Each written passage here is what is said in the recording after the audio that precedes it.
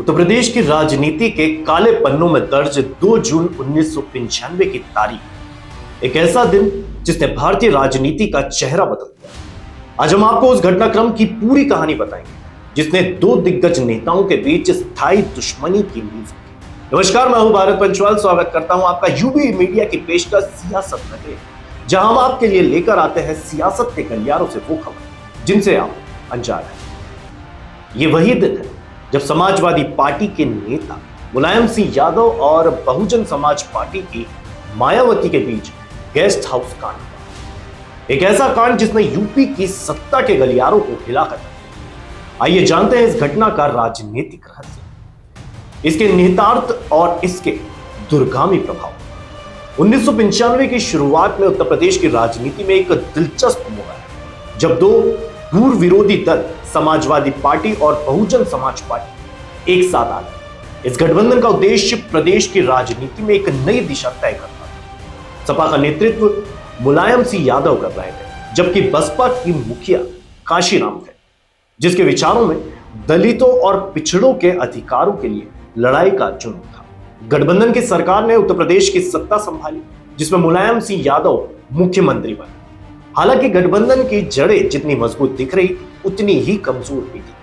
भीतर ही भीतर दोनों दलों के बीच मतभेद बढ़ रहे थे। सपा और बसपा के समर्थक एक दूसरे पर आरोप प्रत्यारोप कर रहे थे। सत्ता की राजनीति में यह गठबंधन टिकने वाला नहीं था, क्योंकि यह केवल सत्ता में बने रहने के लिए बनाया गया था, न कि विचारधारा की समानता के आधार पर।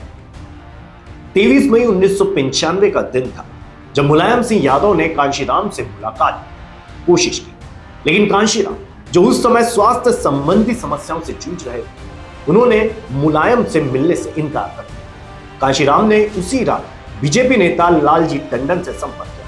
यह बातचीत बसपा और बीजेपी के बीच गठबंधन की संभावनाओं को लेकर थी। उस समय कांशीराम के साथ उनकी विश्वास पात्र और पार्टी की उभरती नेता मायावती।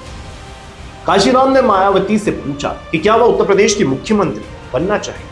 मायावती, जो हमेशा अपने राजनीतिक गुरु के आदेशों का पालन करती है, उन्होंने इसे एक चुनौती के रूप में स्वीकार किया। कांशीराम ने मायावती को बीजेपी के समर्थक वाले पत्र दिखाए और इसके बाद 1 जून 1995 को मायावती ने राज्यपाल मोतीलाल वोरा को पत्र भेजा, जिसमें सपा से समर्थन वापस लेने और बीजेपी के साथ सरकार बनाने का दावा किया। मायावती के इस कदम से समाजवादी पार्टी में हड़कंप मचा। मुलायम सिंह यादव के लिए यह एक बड़ा झटका था।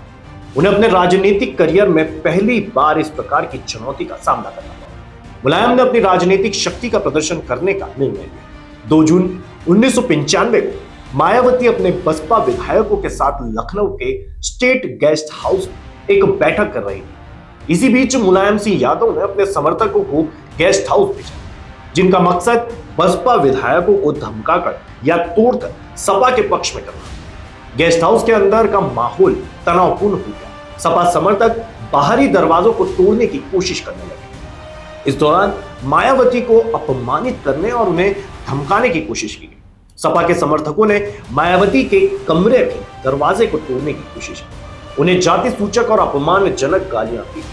मायावती के लिए यह स्थिति बेहद डरावनी थी। इस पूरी घटना ने उनके राजनीतिक करियर को एक नई दिशा दी और उनके भीतर एक मजबूत राजनीतिक इच्छा शक्ति को जन्म दिया। गेस्ट हाउस कांड ने न सिर्फ मायावती के खिलाफ होने वाली साजिशों को उजागर किया, बल्कि उत्तर प्रदेश की राजनीति में बाहुबलियों की भूमिका को भी सामने लाया।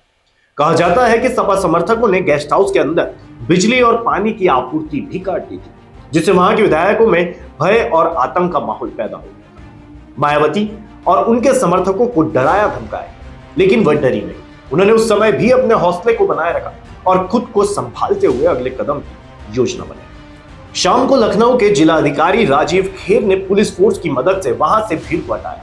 राजीव खेर ने मुख्यमंत्री मुलायम सिंह यादव के मौखिक आदेशों की अवहेलना की और कानून के अनुसार कार्रवाई की। उनके इस सहायक कदम के लिए उन्हें बाद में स्थानांतरित कर दिया गया।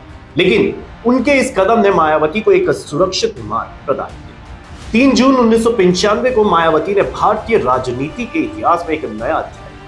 बीजेपी, कांग्रेस, जनता दल और कम्युनिस्ट पार्टी के 282 विधायकों के समर्थन में उन्होंने उत्तर प्रदेश की पहली दलित महिला मुख्यमंत्री के रूप में शपथ ली। ये न सिर्फ एक दलित महिला की जीत बल्कि उन सभी के लिए एक संदेश भी था जो सत्ता के लालच में किसी भी हद तक जा सकते। गेस्ट हाउस कांड के बाद मायावती और मुलायम सिंह यादव के बीच एक ऐसी राजनीतिक खाई बनी जो कभी पार्टी नहीं जा सकती। मायावती ने कई बार इस घटना का जिक्र करते हुए इसे अपनी सबसे बड़ी राजनीतिक परीक्षा बताया। यह कांड मायावती के लिए एक ऐसी घटना थी जिसने उन्हें न सिर्फ राजनीति में बल्कि देश भर में एक मजबूत दलित नेता के रूप में स्थापित किया। गेस्ट हाउस कांड की जांच के लिए रमेश चंद्र कमेटी का गठन किया गया। इस कमेटी ने अपनी 89 पेज की रिपोर्ट में गेस्ट हाउस कांड के लिए मुलायम सिंह यादव को सीधे जिम्मेदार कराया। रिपोर्ट में कहा गया कि यह योजना पहले ही बना ली गई और इसके लिए कुछ अधिकारियों को पहले ही लखनऊ ट्रांसफर कर दिया गया। इस रिपोर्ट ने मुलायम सिंह यादव की राजनीतिक छवि को गंभीर नुकसान पहुंचाया। इस घटना के 24 साल बाद 19 अप्रैल 2019 को मुलायम सिंह यादव और मायावती एक ही मंच पर दिखाई दिए। 2019 के लोकसभा चुनावों में सपा बसपा ने एक बार फिर से गठबंधन किया, लेकिन यह गठबंधन भी ज्यादा दिन नहीं चला। चुनावों के बाद बसपा ने गठबंधन तोड़ लिया। मायावती ने गेस्ट हाउस कांड के केस को वापस लेने का भी फैसला किया, लेकिन उनके इस कदम से उनके समर्थकों में नाराजगी भी दिखी। गेस्ट हाउस कांड ने उत्तर प्रदेश की राजनीति में एक ऐसा अध्याय जोड़ दिया जिसने राजनीतिक समीकरणों को बदल दिया। इस घटना ने मायावती और मुलायम सिंह यादव के रिश्ते को हमेशा के लिए प्रभावित किया। सियासत के इस खेल में जहां सत्ता की लालसा ने कई हदें पार कर दी, वहीं मायावती के संघर्ष की कहानी ने उन्हें एक नया राजनीतिक पहचान दिया। क्या यह राजनीतिक दुश्मनी कभी खत्म हो सकती है? क्या यूपी की राजनीति में फिर से ऐसे हालात बन सकते हैं? इन सवालों के साथ आज की इस कहानी को यही विराम देते। तो ये थी हमारी आज की खास खबर और आपको ये कैसी लगी अपने विचार हमसे साझा जरूर करें। वीडियो को लाइक करें, शेयर करें और साथ ही चैनल को सब्सक्राइब करना ना भूलें। सियासत नगरी लाता रहेगा ऐसी ही सियासती खबर। तब तक के लिए